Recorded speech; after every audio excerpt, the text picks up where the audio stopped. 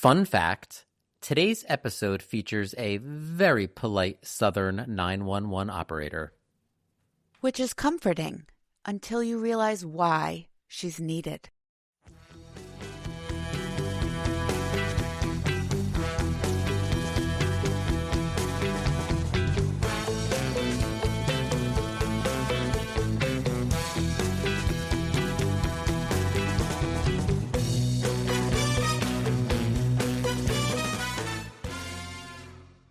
Welcome, everyone, to this week's episode of The Wilson Murder. I'm Brian. Kristin, don't forget, if you're enjoying this podcast, and why wouldn't you be enjoying this podcast? Be sure to follow and subscribe on your favorite podcast platform, leave us a 5-star review, and tell a friend. It will not only help ensure that you don't miss an episode, but it also helps ensure that others will find our show too. And we now have a Patreon with 3 different levels. For just $5 a month, that's our Dr. Henry Lee level. You'll get our weekly pre-pod pod. That's our before show where we shoot the shit, give some hot takes, and share some moronic miscreants, some of the most ridiculous crimes and criminals you can think of. Plus, at least 1 bonus episode a month on a true crime or true crime adjacent show or documentary. And for just $5 more, that's $10 a month, you can join us at our Sir Alec Jeffries level. You'll get everything we talked about at the $5 level, plus early and ad-free access to all episodes. And the penultimate patrons can join us at the $15 level. That's our Peter Thomas level. You get everything we just talked about, plus you will get recognized by name, shouted out as a Peter Thomas level patron on our show and in our show notes. To join our Patreon, go to www.patreon.com/forensicfailspod. And don't worry if you didn't write that down. We'll have that all for you in the show notes. You may notice that today's episode is listed as Season 1, Episode 8. As we started recording, we soon realized that there were inconsistencies in how the episodes are listed across various streaming platforms, as well as Wikipedia. And shame on us for not realizing this sooner. While this was an earlier episode on Tubi, most sources list this as episode 8. However, we are airing this episode now because we may make references to prior episodes, and we just want to ensure continuity. Moving forward, we are going to go with the episode order listed on Wikipedia to be consistent. Okay, so the crime occurred on May 22nd, 1992. And the air date for the show was November 14th. And I think I have a typo. I wrote 92, but I believe it's 96, which works because that's when the show started. And we are in Huntsville, Alabama today. In 1992, Dr. Jack Wilson was found dead in his home by his wife, Betty. His body was found in a pool of blood on the floor. There were also stab marks on the body and a baseball bat nearby. And before we even get started, I need to say this, that the clothing in this episode was a living, breathing Spiegel catalog come to life. For those of you who don't remember Spiegel, it was a mainstay for moms in the late 80s, early 90s, and that catalog came to our house every month. And I remember my mom sitting there flipping through it going, ooh, that's lovely. And I just thought those clothes were so grown up. Yeah. You know, nothing I would ever wear. And when I watched this episode, I was like, oh my God, did she get that blazer from Spiegel? That reference to Spiegel definitely unlocked memories. My Aunt Barbara was the one in my family that was huge into Spiegel. But interesting, a fun fact, actually, I didn't realize like Spiegel has been around for a really long time, and where Spiegel was heavily featured was, as you know, Kristin, I'm like a huge Price is Right fan. And so one of the stations on Pluto is Price is Right, the Barker era. Yes. And they have episodes from the 70s. And on the 70s, very often, they would say, they would announce the prize, and they would say, it comes from the Spiegel catalog, blah, blah, blah. And they would talk a little bit at the Spiegel catalog, yada, yada, Chicago, Illinois. So Spiegel's not still around, is it? I don't know. I'm going to have to look that up. All right. We got to look it up. Yeah. Okay. But Pluto, Tubi, they're becoming like my mainstays with TV. It's just nothing but comfort watching. Comfort watch. Yeah, it definitely. Really is. Yeah, because you think of remember that old show? And a lot of times it shows. You can find there a lot of times it shows really that are not running in syndicated reruns anymore either. Yeah. Yeah. Yeah, I love it. And it's just, I fall asleep to shows on Pluto and Tubi now. It's fantastic. Okay. So our friend Peter opens tonight's story by explaining to us that on the evening of May 22nd, 1992, Betty Wilson returned to the home she shared with her husband, Dr. Jack Wilson, in Huntsville, Alabama. We are told that she was returning home from an AA meeting that night, and I'm not sure if that is going to really factor into our story or if it's just something they were throwing out there for funsies. Anyway, she was going on a vacay with her hubs the next day, and she still had some packing to get done.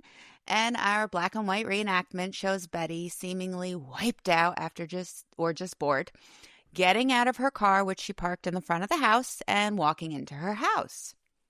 So two things. I too have to go pick up dry cleaning. I just was reminded by this. But also too, in the reenactment, we see her grabbing the dry cleaning off of the front seat, which got me wondering, am I the only person who hangs my dry cleaning in the back seat on the little hook thing? So sometimes I use the little hook thing. Okay. But a lot of times I will lay it flat on the back seat. Okay. Because I like to drive with the windows open, and I'm always afraid that hook is not going to do its job. Oh, yeah, and my things are just going to fly everywhere, and that would mean I would have to iron when I actually want to wear them, and ironing is something that I will not do. Got it. I hate it. No, that makes sense. That makes sense. Yeah, it was just, and I know this is probably not, who knows how she actually had her dry cleaning, but just, I don't know, there was just the way that she just sloppily grabbed it off of the front seat, kind of cracked me up a little bit. Maybe she figured if she was packing it in the suitcase, it wasn't going to matter. True. Yeah, it's going to get wrinkled anyway. So Betty walks up the stairs to her bedroom. Also, who decided that a grandfather clock on the landing of a stairway was a good idea? Now, I grew up in a home that had a grandfather clock. And I can tell you that movement around those clocks is not a good thing. There would be so many times my sister and I would be running through the hallway, and my mother or my father would yell, "Don't run in front of the clock," because it sets the balance off. I can only imagine the balance issues that thing had in that area with all the up and down and trotting around. But, I'm not an interior designer, so what do I know? Anyway, Betty, she notices the body of her husband lying on the floor in a pool of blood and runs out of the house to the neighbors to make the 911 call, which we hear. She is frantic, as one is when making a call like that, and the 911 operator sounds so kind and supportive while asking questions and assuring her that help is on the way. She sounds lovely. I just love a 911 operator with a Southern accent, especially a woman. They always sound so sweet and comforting. I feel don't worry, help and sweet tea is on the way. I think all 911 operators should sound like that, because in that moment, you need that comfort. You need that, absolutely. You do. P.S. As we said, this takes place in Alabama. The accents are heavy, and captions would have been awesome, but for some reason they aren't available for me for this episode, which is just my luck. So we get some real footage of the crime scene, and there are some things I really just don't need to see. This stuff is pretty graphic. We're looking at visuals of Dr. Wilson's body and the area surrounding it. And then we get the footage of the house. And I immediately look at the house and I think to myself, what's going on with that front door? It's this very stately looking Southern home, and the front door just has stairs leading up to it that look like a ziggurat. No railing. It looks unbalanced. Again, that's probably just me, not a designer, but I had an issue with that.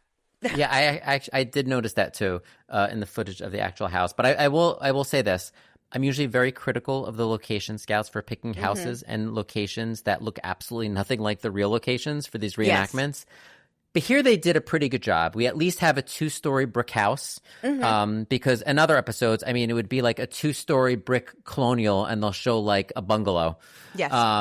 And when they showed the real hallway and staircase area, I mean, the landing area looks pretty similar to what they had in the reenactment, even down to the oriental rug. To your point, though, about how graphic this is a really brutal crime scene. And I think, and I'm going to probably comment on this quite a bit, they spend entirely too much time showing photographs of it. I actually have a real problem with how much they showed of this victim throughout this episode. I always just find that really distasteful and just must be horrifying for the family to have to see this over and over and over again. I agree. I feel that way. As you know, I watch a lot of this stuff. I read a lot of books, and I always do feel uncomfortable with some of the level of what they show, even like in the books, like when they show pictures of crime scenes, that I could understand. But then when they show like the bodies of the victims, like I always wonder how the families must feel when they're constantly made to see stuff like that. For example, like with the pictures of Dr. Wilson lying on the floor covered in his own blood. Yeah, and this is like a point in the show where it's like I kind of grabbed my magnifying glass and felt like a detective, because to me something was off in this photograph. I was actually drawn to the pattern of the bloodstains next to him on the floor because it's more than just a pool of blood. Yes. It almost looks like the blood was smeared around. And I do not say this to be disrespectful, but it almost looked like his arms were sort of going up and down on the floor, almost like you would do if you were making a snow angel. Like that is the pattern of blood you see on the floor, which I just was drawn to it right away. Like that is really odd looking. And if I'm a detective, I'm going to notice that and have questions. Agreed. It looked unnatural. Yeah. I completely agree. It was a very strange pattern and setting for the blood pattern. It was just strange. Yeah. We learned that the phone lines in the bedroom had been cut. His shoes and his wallet were still there in the bedroom. There was also a green ski mask on the bed, which didn't look very comfortable, by the way. It's got one of those like scratchy fleece blankets with the satin edges, and I hated those things when I was a kid. I like my bed to feel very soft and luxurious. I have very high standards for sleeping. I know I sound like a snob, but that blanket did not give me any feeling of comfort. There's also a picture of the bedroom where we see an open gun case, no gun, a box of ammo, and a Suzanne Somers Thighmaster. You heard me correctly. So I was A, so glad that you noticed too, and B, also so glad that we are both of a certain age, meaning that we would know what that is. Okay? Yes. So, right? So for those who were not around in the 80s, the Suzanne Somers Thighmaster was all the rage. It was advertised on TV constantly.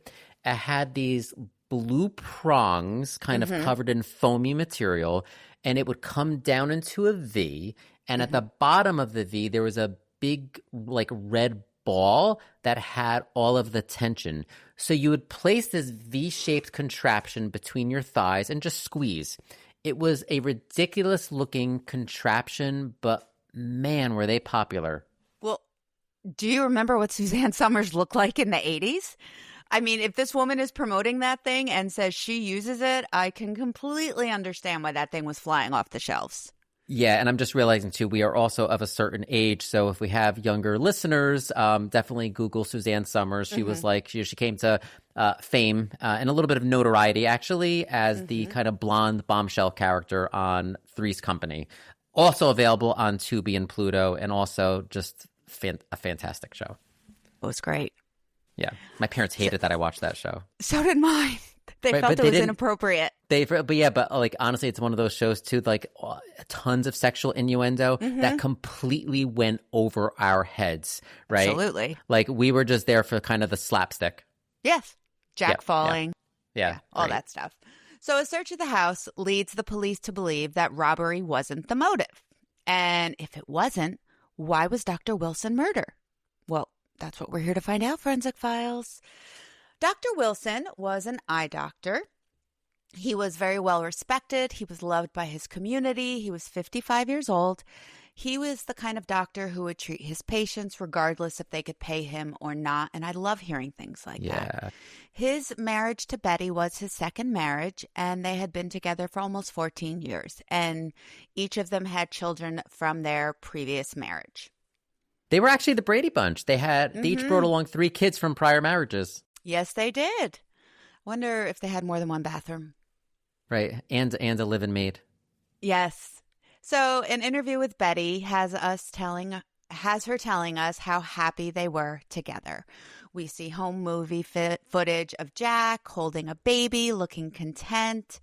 Peggy Lowe, who is Betty's identical twin sister, is now on our screen.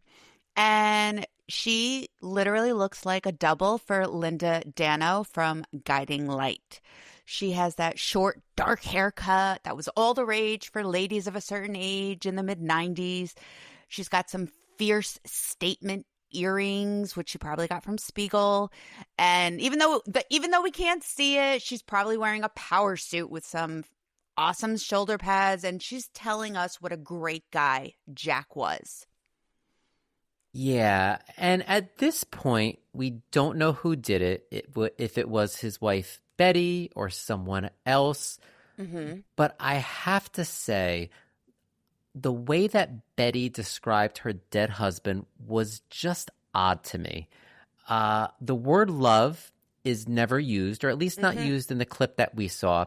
Right. And it sounds less like she's talking about the love of her life and more like she's talking about a friend. So one of the things, a quote here, she said, "We were happy and satisfied with each other. He met every need that I or my children and my grandchildren had. He was a wonderful person." It just sounded a little transactional to me. Right. If I'm being asked about my dead spouse, love is usually a word that I use. Right. He was the love of my life. He was the love of my life. We had a wonderful love. Right. And those are things that I say, when people ask me about my relationship with my husband, I'm like, he was the greatest love of my life, Yeah. Yeah. And again, we don't know how it was edited, but still, even what she did say was just a little bit odd to me. Yeah. It was, like they were platonic roommates. Yeah. Like on Three's Company. Hey, Brian, did you know the average person spends approximately 26 years of their life sleeping? I had no idea. Neither did I. I love sleeping. And as I started getting older, I realized my bedding had a lot to do with how well I slept. Several years ago, my husband read about Cozy Earth sheets, bought a set, and I was instantly hooked. These sheets have saved me from insomnia and hot flashes. They're made from 100% viscose bamboo. They have the silky feel to them and are always cool. They also have a jersey and a soft cotton line of their sheets too. You could try them for 100 nights, and if you decide you don't like them, send them back for a refund. You spend 26 years of your life in bed. Don't you want them to be the absolute best years? I do, but sounds awful expensive. Now, when you use our promo code FORENSIC to get 21% off your purchase. So give yourself 100 nights of comfort and then shoot us an email to thank us for introducing you to this company.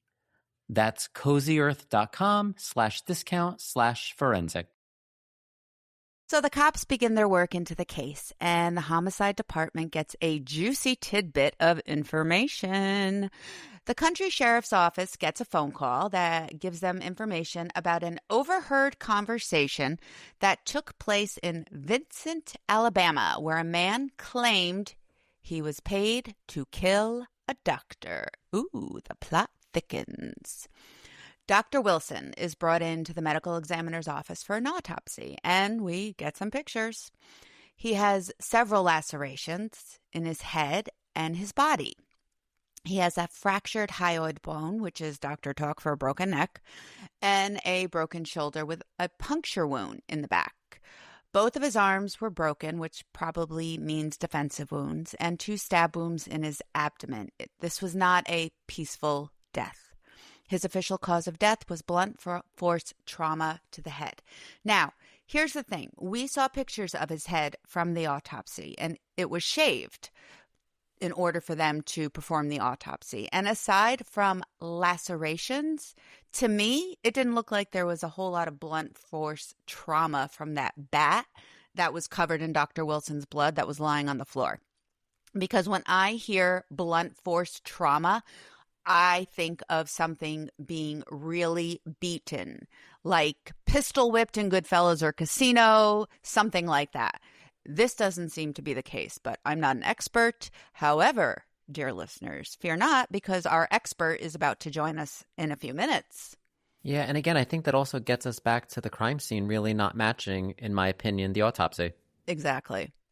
So we go back to Huntsville, Alabama, to the police, who are about to take the drive to Vincent, Alabama. A quick map search tells me it's about 2 hours, 15 minutes away. And I, of course, am curious how many little roadside convenience stores they're going to pass on their road trip. And they're going to have a little sit-me-down with a man named James White. Ugh. Yeah. So James was a handyman at a local school in that area. His children attended the same school, and he lived in a trailer, which has seen better days on the edge of town. And oh my, who happens to be a teacher at that school? Betty's twin sister, Peggy Lowe. And we get her, it looks like her school photo, because when it's picture day at school, for all of you who are not in the education world, the kids get their picture taken, and so do the teachers. Mine never looks good, and neither does hers. They definitely could have used a more flattering picture of her to use, because in her photo, it looks like she just sucked on a lemon. So anyway, it turns out our Jimmy has a criminal record. He has drug and alcohol abuse in his past. He was dishonorably discharged from the military. My question: how is he allowed to work in a school with all of that in his background? Because nowadays that would not fly. There are fingerprinting, drug testing, background checks before you even get an interview. So was it the time that things were more laxed and lenient? Was it the state? This is a totally serious question. Zero snark. I'm genuinely curious how a man with that kind of background history was anywhere near a school.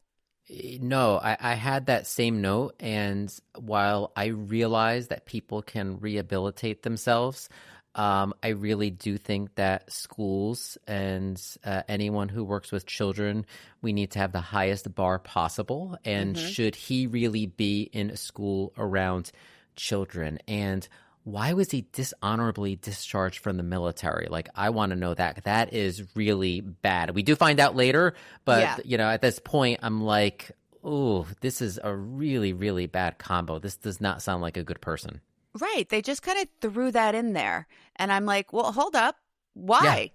Yeah. And we're left waiting. Yeah. Go on. So he's questioned for 10 hours. And in those 10 hours, he admits to being in the house the night of the murder. Of course, my obvious question is, well, why would that be? In an interview with us, and I'm assuming it's now because Forensic Files doesn't really care to tell us when these interviews are taking place, he said he had been up for 3 to 4 days drinking, popping pills, and smoking dope. And he decided he just needed to, quote, get away. Get away as in from his bad habits or get away like, yeah, I could really use a vacation right about now. So then he tells us he was told a man got beat with a baseball bat, but he can't remember a baseball bat being around. And listen, I got to be honest, at this point, I am confused as fuck right now. And I am so distracted watching the few teeth that he has holding court in his mouth. So basically anything he's saying is background noise because the accent is so thick and there's like 3 teeth fighting for attention. Well, I'm so glad you're as confused as I am at this point, because I got to tell you, it wasn't any better with subtitles. No. After Jimmy got done yammering, I wrote in my notes, bolded, underlined, highlighted in red, I literally don't understand what any of this means. Get away from what? Why were you there? Why did you hit him? What is happening here? He literally makes no sense whatsoever. No sense. None. Why are you 2.5 hours away from your trailer in somebody's home that you don't know and admitting the questions anyway? His trailer is searched, as is the house next to his trailer, which is abandoned. And in there, they find a few little gems, blood-stained shoes, which match Dr. Wilson's blood type, a library book found in his truck that was taken out by Betty Wilson, and a gun registered to Betty Wilson, along with her address. So I looked up the house to save Brian the legwork because I know he loves going onto Zillow and checking out these homes. Nice catch, because I totally missed this. Yes. Well, I looked it up, and I am actually going to put it in the chat so you can get a look at the house. All right. I am going to pull it up right now. Oh. Right? Oh, it's lovely. Yes. It is. It's very stately looking. It is very Oh, and I see something that I think you probably... Did you notice the front porch? Yes. It looks like they better redid the now? front porch. Thank you. Yeah, it has more. It didn't have enough presence before. It almost looked like the steps were like an afterthought before, like if that makes any sense. Yeah, could be. Yeah. Yeah. Let's see. Oh, I love the kitchen. Yeah, it's very pretty inside. Yeah, it's very. It is very floors. It is very stately. It is it's a stately looking house. And it looks more balanced now, because it has 2 chimneys and now it's got like columns on the front porch. We'll put everything in the show notes in case you want to take a look. But the house is off the market. It is off the market, yeah. It's valued at a little under $1 million. And in case you're wondering, the master bedroom has a wet bar. But is there still a thigh master? God, I hope so. There's just so many questions I have right now, Brian. So they arrest Jimmy White, and he is charged with the murder. Oh, P.S. Jimmy tells the cops that he was actually hired to kill the good doctor for $5,000. And his bosses, Betty Wilson and Peggy Lowe. Dun, dun, dun. And of course, I had to use I may have missed the address of the house and doing Zillow, but I, of course, had to use the inflation calculator. And $5,000 in 1992 equals $11,500 today in 2026. I mean, I don't know what the going rate for a hitman is, but... Yeah. I still think it's, there should be no cost on that, but, probably for him that was, a lot, and given his scruples or lack thereof. Right. I agree. So Betty and Peggy get hauled in by the police. Peggy is wearing some type of polka dot dress thingy, like she just walked out of church. And Betty, Betty looks like me on laundry day, basically. Anything goes. There's like, on laundry day, it's basically plaids and stripes and whatever's clean at the moment. But her husband died, so I'm going to give her a little leeway because we widows do not always look our best 24/7. Present-day Betty, and I'm assuming this is present-day Betty, informs us, the audience, that the police weren't very compassionate towards her. They took her watch, telling her she wasn't going to need it where she was going, and pulled her arm. And then the rumors started to kick in town about Betty and the doctor's relationship, how it was unconventional, how they had separate lives, how they slept in different rooms, they didn't have much of a sexual relationship, how Betty wasn't exactly faithful, and I don't mean just once, and how Dr. Wilson had Crohn's disease and an ostomy bag, which pretty much gave Betty the icks. Oh, also, Betty is the main beneficiary of her husband's $6 million estate. So guess what, kids? Now we have motive. Yeah, and adjusted for inflation, that $6 million estate is equivalent to $13.9 million today in 2026. So, I mean, $6 million is a lot. $14 million is a lot. I'm really thinking Jimmy got the short end of the stick with his payout. Yeah, really. So Jimmy, of all people, he is now the state's star witness, which in and of itself is a feat. And he's able to finagle a deal for his testimony. I honestly don't know how that works, but I was never really a fan of something like that. It's like, yeah, you did a bad thing, but if you're going to tattle, we're going to reward you. So he promises to testify against both sisters for a reduced sentence. I really hate these deals that prosecutors cut sometimes. I know they're needed at times, but he implicated the sisters in exchange for a reduced sentence. So, like, why wouldn't he implicate them regardless, right? And not just that. I mean, we know that Jimmy, to me, I'm not saying they're not involved. I'm not saying they are involved. We don't know yet. But, like, I could also say that Jimmy is not a reliable narrator, right? So now we couple Jimmy, not a good person, unreliable, not narrator, and now we combine that with this sweetheart deal. It's not a good combination, in my opinion. Not at all.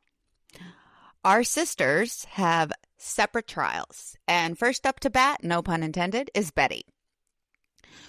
So through a reenactment, we see that black and white James, and he bears about as much resemblance to the real James as I do. Thank God for that. He was in the house waiting for Dr. Wilson. Jack gets home around 5, takes a baseball bat to tap an election sign into his front lawn, and then enters his home. He walks up the stairs and is met by Jimmy, who apparently has changed his mind about the murder and the $5,000. But they run into each other and a battle ensues. There is a struggle. Jimmy grabs the bat and, quote, struck Wilson in the head.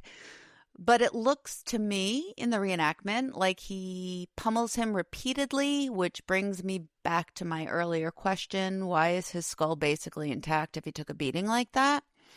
And after Jack is laid out on the floor, Jack stabs him in the abdomen. I'm glad Jimmy changed his mind about the murder. And honestly, I'm finding it very hard to believe that he actually changed his mind about the murder. Yeah, that's a lot for somebody who didn't want to murder somebody. He claims Betty was waiting outside the house in her Beamer and then drove him to his truck. But there is zero evidence, physical evidence, of Jimmy being in the car with her. So they decide to drag Betty's character through the mud. One of her ex-boyfriends is called in to testify. Now, here's something. Her ex-boyfriend is a black man, and this is Alabama in 1992, which is hardly the world we live in today. And I am going to follow up on this later because there is a documentary that was made about this entire trial. I'm sure the jury did not like the idea that a respectable doctor's wife accused of killing him had a boyfriend that happened to be African American. And I really hope I'm wrong about this, but I have a feeling I'm not. And the jury finds Betty guilty of capital murder. And her sentence, life with no parole. So if you're wondering what capital murder means, you can Google it. Or no worries, I did it for you because I'm nice like that. So capital murder refers to a homicide committed under aggravating circumstances that make it eligible for the death penalty or life imprisonment without parole, typically involving premeditation, murder during another serious felony like robbery or kidnapping, killing a public official or a child, multiple murders, or murder for hire. Legal definitions vary by state, but generally it's a very severe form of first-degree murder with added factors that heighten the crime's brutality or the crime's impact on society. Yeah, and I was a little confused about this verdict. So aside from Jimmy's testimony, with what evidence was Betty Wilson prosecuted? Was it all circumstantial? I would have liked to have gotten more of an explanation of what evidence they were presented with. Now, don't get me wrong. There are way too many coincidences. The fact that Jimmy worked at Peggy's school, the ties to Betty found on his property, but still, and to your point about the one boyfriend they decide to bring in, the decision to bring in a black man, in my opinion, was no mistake because racism. Absolutely. And her attorney even lets us know that he believes she was convicted based on her personal behavior, not based on evidence. And I am not really disagreeing with him at this point. So now it's Peggy's turn at trial, Little Miss Spiegel. They can't go after her character because she seems to lead an exemplary life. She's a teacher. She and her husband are active in the church. She sings in the choir. She has a very unusual fondness for polka dots on her clothes and big shoulder pads. And she's an all-around helper in the community. What a rock star. We're told all the evidence is similar. But do you remember that expert I mentioned a while back? He's about to join the fun. So we see a lot of interviews with Peggy Lowe, and I just don't know if I believe her or not. She is painted out to be such an angel, which almost raises even more a red flag because I feel like those people often hide the most. Yes. And just because you're active in your church doesn't make you a good person. Also, are they interviewing her next to an interstate? I mean, of all the places, they are interviewing her outside with a highway behind her and cars going vroom, vroom. It was so distracting. Very distracting. Because I had a hard enough time hearing what they were saying to begin with the accent. So let's just add the Indy 500 behind them. Why not? So apparently her defense team is focused on the fact that Jimmy never really admitted to killing Jack. Jimmy gives us a soundbite at this point, but honest to God, I couldn't understand a word he was saying. This is why captions are necessary.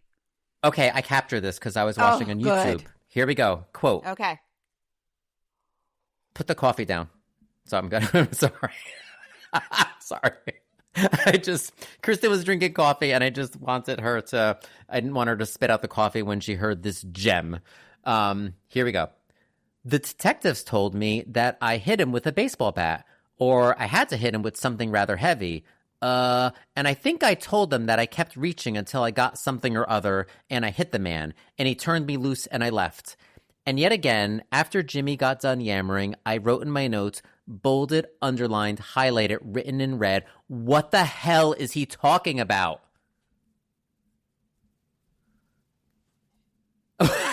What does any of that mean? He hit some guy with the baseball bat or something heavy, and he kept hitting, and then the guy let him go. Yeah, and kept reaching until I got something or other. Like, what? Like, got something other than what? Like, another weapon, a Clark bar? Like, what? Oh, God. The attorneys also have an issue, as do I, that there's no blood spatter at the crime scene. And yes, that is a very odd thing, especially if someone has been beaten with a baseball bat.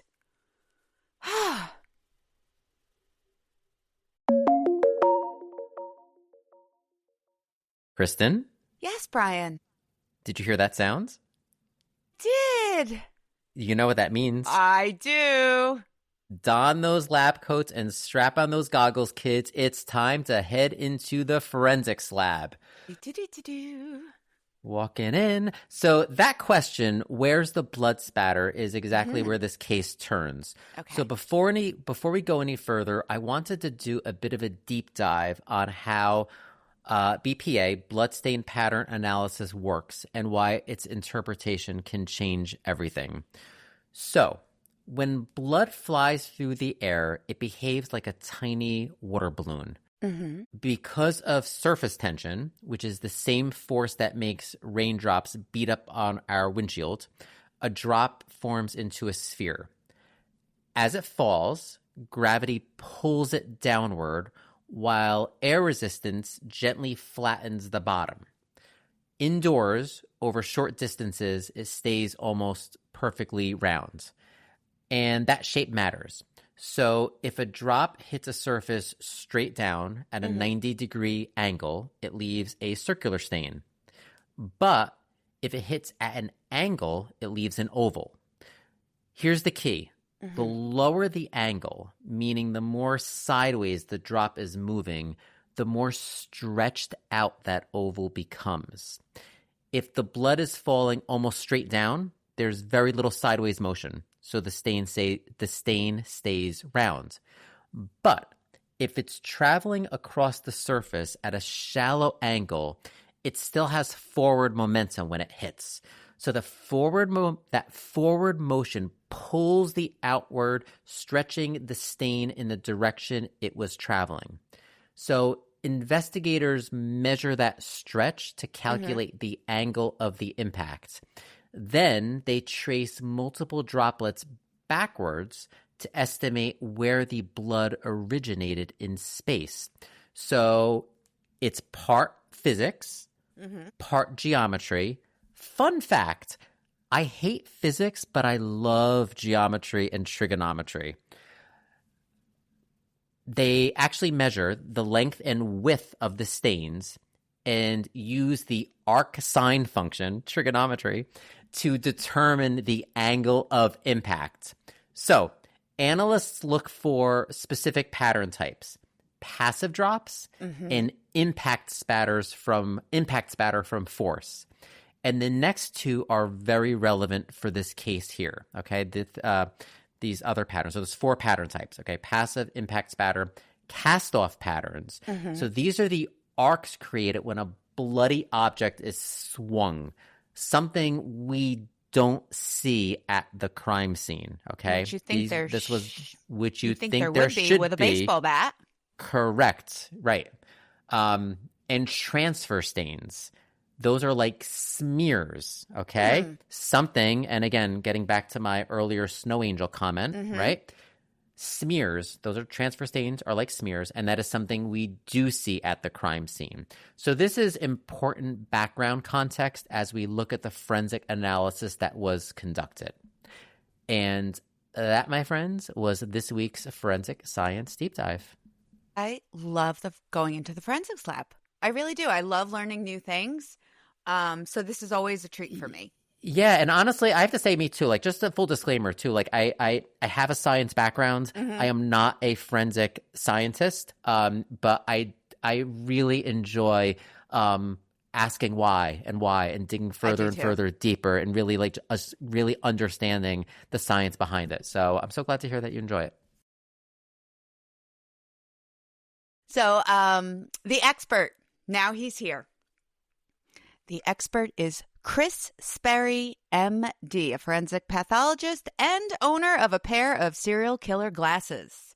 Because that was not only required for serial killers in the 70s, it was required for forensic experts and medical examiners in the 80s. Yes. He basically confirms that if Jack was beaten with that bat they found in the hallway, there would have been blood spatter everywhere, something Brian and I pretty much came to the conclusion of too. We should probably just get ourselves a pair of serial killer glasses and call it a day. Don't tempt me. Guess what? There was no blood spatter everywhere. So he agrees to testify at Peggy's trial. Jimmy is back to tell his story, but this time the defense team decides to play hardball with him. Peggy's attorney, who is wearing a shirt that looks like a candy cane, brings up that Jimmy isn't exactly a reliable witness. He's an alcoholic, he's an addict, he's a criminal, and he shot his own men in Vietnam and sounds like a real winner. Shot at his own men in Nam. I know. This is why he was dishonorably discharged. as the son of a Vietnam vet, what a piece of shit this guy is. I usually hold back a little more when talking about people, but just absolutely disgusting. I was just like, oh, you're just disgusting. Absolutely. Now, your comment, just to make it go a little lighter for a moment, your comment about the attorney's shirt. This shirt. I can only include he was going from this interview straight to his volunteer duties as a candy striper at the local hospital, or he was in costume for his role as the candy shop owner singing the Candyman can in the Huntsville Players production of Willy Wonka and the Chocolate Factory. I think I have two plausible hypotheses here. Either one could work based on that shirt. Yeah, so, it is a gem. Peggy's legal team decides to go after the autopsy team, claiming they really didn't do that great a job.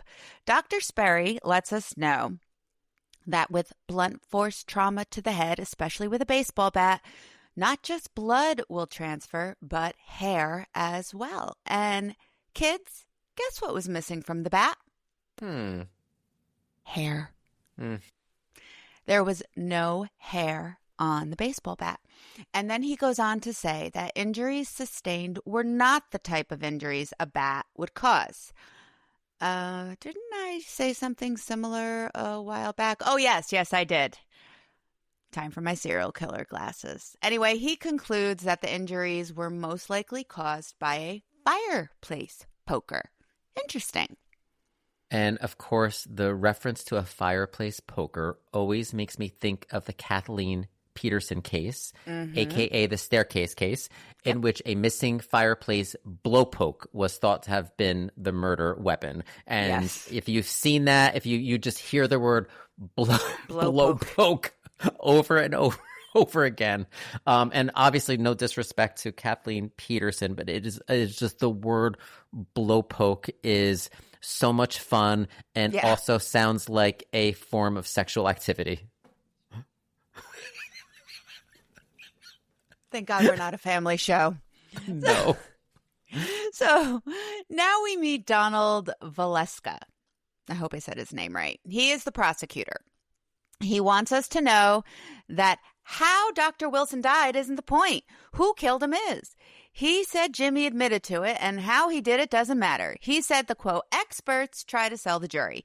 He sounds like a sore loser, if you ask me.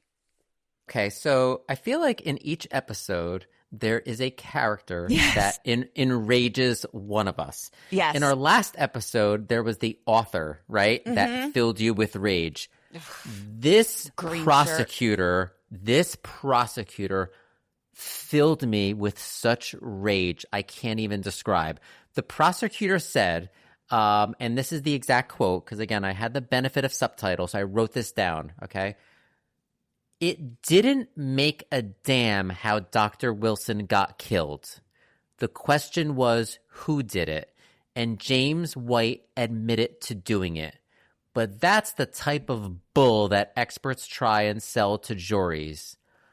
I'm sorry, but the how someone was killed absolutely matters. Yes. The how is evidence. Thank you. It tells you about the weapon, the force, whether there was a struggle, and whether the confession even matches reality. We know he is not a reliable narrator, okay? Furthermore, and I'm not saying that this is the case here, but we also talked at the last episode actually, right, about false confessions, okay? Yeah. And coerced confessions. Just because someone says something doesn't mean like, well, our job is done here, okay? Especially after 10 hours. Yes, confessions aren't sacred. People lie, people get pressured, people protect others. Calling forensics analysis bull because it complicates your case, that's bull. The how is often the roadmap to the who, and if you ignore it, the risk of getting the who, you risk getting the who wrong. 100% agree. 100% agree. I just was so angry listening to this guy and how smug he was saying it too. He's your green shirt. He's my green shirt. He is my green shirt. And another one who they decided to interview in front of the interstate. Are there no closed rooms in Alabama? I had to listen to all this. They couldn't get a hotel room for this or something? Or a studio? It was just like bullshit, room, bullshit, room. I know. This episode, okay, so now I gotta simmer down. We both do. I need a vacation after this one. So it seems like we're working with a new theory here all of a sudden. Now they're letting us know that 2 to 3 people might be involved. Who? Not sure. But they claim the doctor was killed at a secondary location, brought back to the house, the scene was staged, and the police feel that this theory is ridiculous. At the end of the day, the jury would have to believe Jimmy if they were going to convict Peggy. And according to Dr. Sperry, he of the serial killer glasses, Jimmy is a liar. So, what we've got is a big potential shitstorm brewing down in Huntsville, Alabama. Dr. Sperry theorizes that after Dr. Wilson hammers the sign into his lawn with the bat, he is attacked by 2 people. And our reenactment, we're back to that, shows this happening in the garage and then on the lawn in broad daylight, the same lawn where moments earlier his neighbors saw him hammering a sign into the yard. He was hit at least 9 times with a poker. Again, this is all in the reenactment. Then he was rolled up into a tarp, brought inside, and the murder scene was set up, and out the door they run. Now, I don't know who is right and who is wrong here.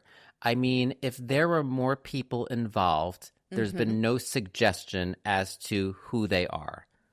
But as involved as this 2 to 3 person theory was, I would argue that the bloodstains at the scene kind of match this alternate theory better. I mean, bringing him in the house in a tarp and moving him around like they talked about, right, would actually explain those bloodstains, which absolutely appear to be transfer stains and giving kind of that snow angel-like smear appearance. Yeah, and I'm guessing that the jury is agreeing with you because 2 hours later, Peggy, she's a free woman. And Betty tells us she's so happy for Peggy. Yeah, and I guess what I'm missing here is what other evidence was used in the murder. So the fact that the murder wasn't committed in the way that it was initially suggested alone was enough to let Peggy go. What was the evidence presented of Peggy Lowe conspiring? Like, we don't hear anything about that. And it's the same evidence. That's the thing. They had the same exact evidence. But they went after Betty's character, and Peggy had the expert. And you'd think Betty's attorney would say something. Peter, we're back to Peter. He tells us how asks us how 2 doctors could come to such a different conclusion. I don't know, Pete. I'm not a doctor. So, to throw us common folk a bone, they get 2 board-certified forensic pathologists to go over the reports. They claim the original autopsy was, quote, flawless. However, the original ME didn't have all the crime scene details, like that the bat had no hair on it or the lack of blood spatter on the walls. Both agreed that a thorough examination of the crime scene by Dr. Embry might have been a good idea. Dr. Embry is the medical examiner who did the autopsy. He did not visit the crime scene, but he stands by his findings and declined to participate. We even see the text from his rejection letter. I would prefer not to be a participant in your production. The "nyeh" is implied. Woulda, coulda, shoulda. And at this point, I just learned that crime scenes can be virgins. So the expert outside medical examiner says if the law enforcement agency doesn't ask for help and does it all on its own and then ships the body in for autopsy, a certain vital amount of information has been lost. You lose the ability to really evaluate the scene as it is found in a virginal state. But all kidding aside, it doesn't seem as though enough attention was paid to the crime scene details. No, and I was actually curious as to why the medical examiner did not show up on the scene, because everything I've ever watched, like Law and Order or CSI or any of those things, they usually have a medical examiner on the scene to okay the body to leave the scene, you know? But as for its virginal state, I don't think it's going to be virginal much longer with a blowpoke in the area. I see what you did there. So Peggy is free, and she's remarried, and now she's now Peggy Peck, and her husband is a University of Alabama professor. Betty is in jail. However, she did get married in 2006 to Bill Campbell, a former Green Beret, who watched a 48 Hours story about Betty and decided to write her a letter, which led to visits, which led to love and marriage. And I gotta say, Alabama prison outfits are wild. They're like, did you notice this? They're like white art smocks. Yes. And Betty's looked like it had writing on it in a Sharpie. What was that all about? Please. I've got so much going on in my head with this episode. Yeah. But let's not forget Jimmy. He decides now to take it all back and say he made it up. Because why not? What is one more ride on this fucking crazy train of an episode? Oh, and then he took back the take back and he said he did it. And he was denied parole again in March of 2021.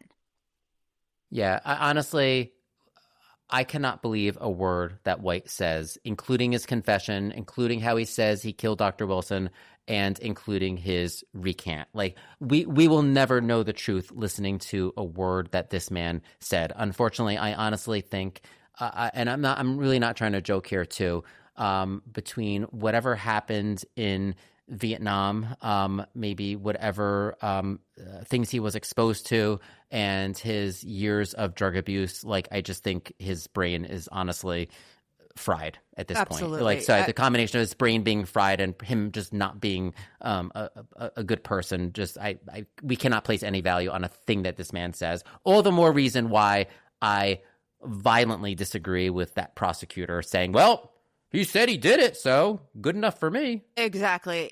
I mean, we're at the end of the show, and all I could think of is, what the fuck? Just get me out of Alabama. Ugh. Betty's first appeal, which took place at the time the show aired, was denied. And she and her sister are still hopeful she will get a new trial. So that's how the show kind of ends. And I did a little further digging because I was left very unsettled and I had a lot of questions. So there is a Facebook group for Betty.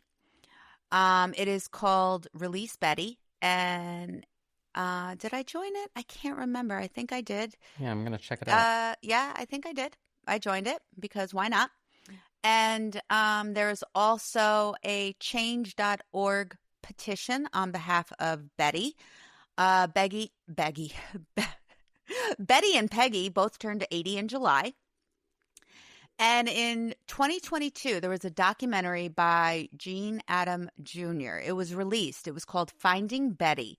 And it argues that she was wrongfully convicted and that, quote, the Alabama jury was unduly influenced by the revelation Betty Wilson, a white woman, had a sexual affair with a black man nearly 30 years ago. He explores the racial overtones in that trial. You can watch the documentary on Tubi. I did. It's an hour and a half of a young man who watched the same episode that we did and basically restated everything in the episode.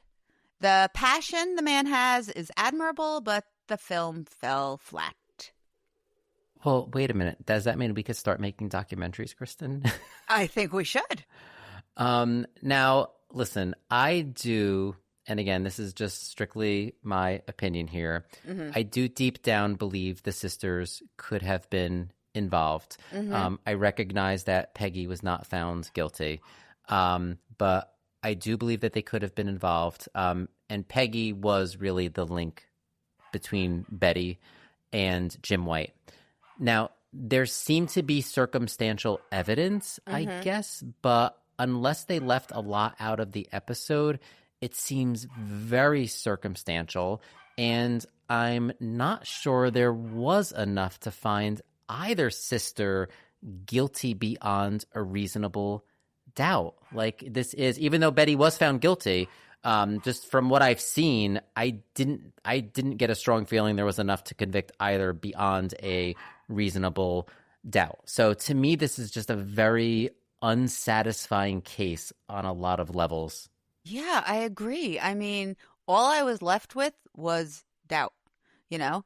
I'd had a million questions, and one of my biggest questions was, why is this the second episode without Oregon Trail graphics? You know, I don't know if that makes me happy or sad.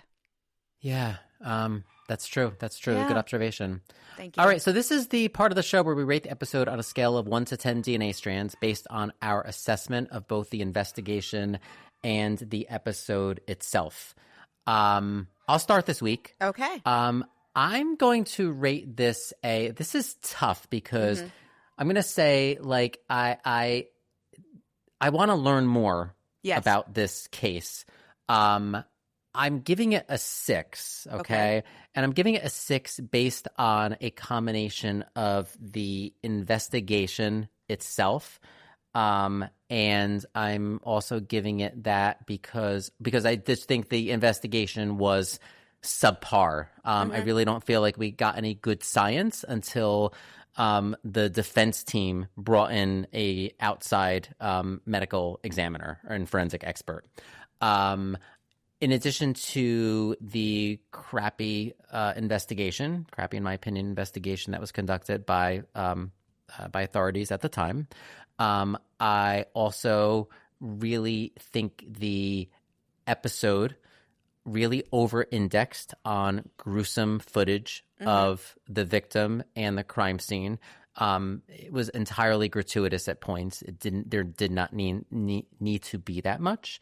And I also felt the episode left out a lot in terms of what was actually presented to the jury to lead to these verdicts. I just, I don't know. I feel like maybe there could have been a little bit more information provided. So that's a reason why I'm giving it a 6. But it was.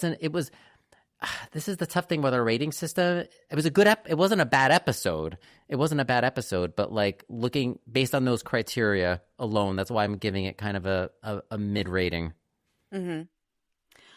So I agree with everything you said. The episode wasn't so much the issue, aside from the fact that it was incredibly gratuitous with the photos and things like that. I didn't have an episode so much with the episode as I had with the crime and the trial itself. There was just, it just feels like everybody dropped the ball. Yes. So while I agree with just about everything you said, I'm going to give it 5 DNA strands. And my reason for the 5 DNA strands is it's 1 strand for every tooth in Jimmy's mouth. I think that's fair. Thank you. That's fair. Yeah. I still can't get past that. I hopefully he's getting better dental care in prison than he was on the outside. Yeah, one can. I actually don't give a shit. Actually, well, he's a piece of shit anyway. So, yeah.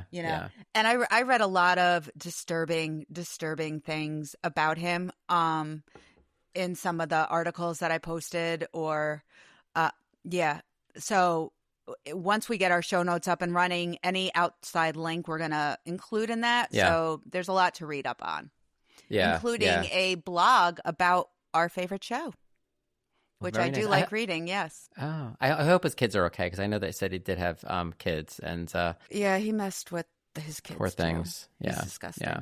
Oh God. Oh yeah. Fuck that guy. Fuck that guy. Seriously. Anyway. That's it for this episode of Forensic Fails. Where the science was complicated, the narration was intense. And the reenactment somehow managed to raise even more questions. Until next time. Bye. Bye. Thanks for joining us.